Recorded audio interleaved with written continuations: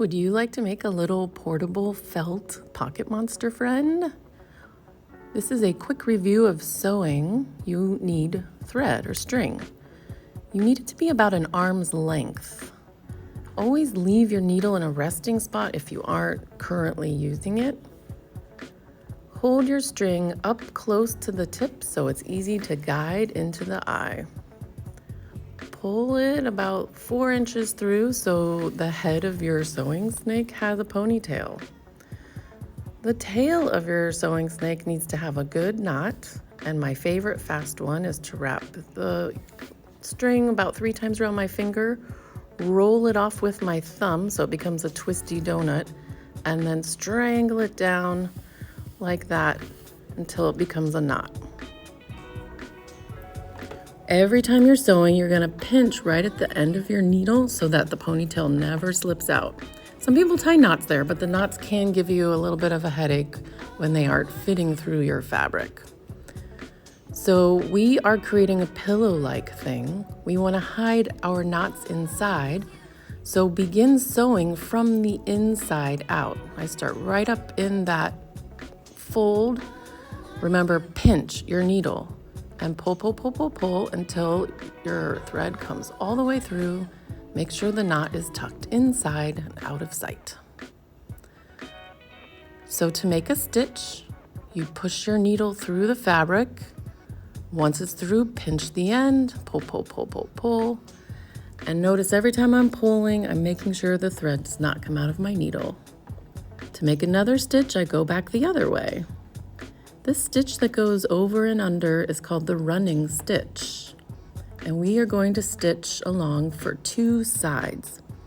One way to prevent any troubles is to make sure and pull your thread slowly. That prevents snags or mystery knots from happening if you can watch the thread pull on through. So here I am finishing up the 2 sides of my little pillow shape, fastening them together along the short edge and one long edge. But I'm gonna leave one edge open for now. I'm just gonna be able to tuck some things into that pocket. So I'm using tissue here. You can use actual polyfill, like stuffing if you have it. You can use scraps of yarn or scraps of felt because it is so small. It'll be eco-friendly that way. Decide how plump you would like it to be. Be sure you can pinch the top closed again. Once you are finished, you may continue your running stitch across that side.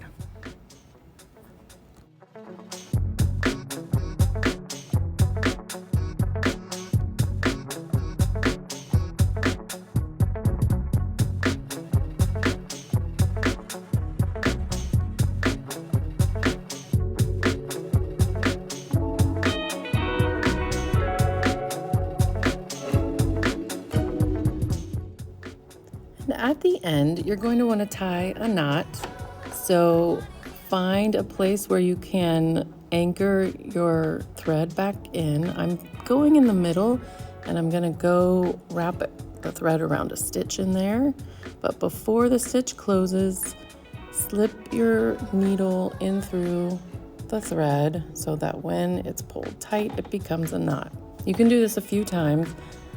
Just sticking your needle under an existing stitch and then pulling, and then before that loop closes, stick your needle through that loop to make a knot. Snip off that extra thread, and then you can get some goodies to decorate your little monster. I use tacky glue because it works well with fabric. It's a little bit thicker. It might come in the original bottle, or you might have some brush-on version. I'm going to use that to put on some googly eyes here. And then if you're working on putting maybe some antenna or some legs or arms on it, you can use smaller cut pieces of pipe cleaner or chenille stems, as some call them. And you may apply your glue inside of the seam. So there I'm squirting the glue between the 2 pieces so that when I push my pipe cleaner in and give it a good squeeze, it'll start to glue right in those spots. Have fun making your hand-sewn little pocket monster.